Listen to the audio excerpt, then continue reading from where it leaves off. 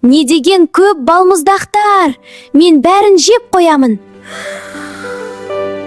Бұл балмұздақтар әлемі менің әлемім. Мариям, тек бір балмұздақ қана жеуге рұқсат беремін. Мариям үйде жалығып еді, тоңазытқышты ашып көрді. Бар балмұздақты жеп қойып, қиял әлемге еніп кетті. Балмұздақ, балмұздақ көп екен, жей берді ол тақтамай еркелеп.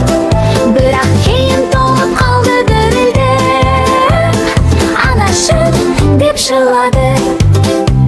Шайды ішіп жылынды, ол қайтадан шат боп күлді. Ол енді біледі, Мариям көп жемейді балмұздақты ол. Балмұздақ, балмұздақ көп екен, жей берді ол тақтамай еркелеп. Бірақ кейін тоңып қалды дірілдеп, анашым деп жылады.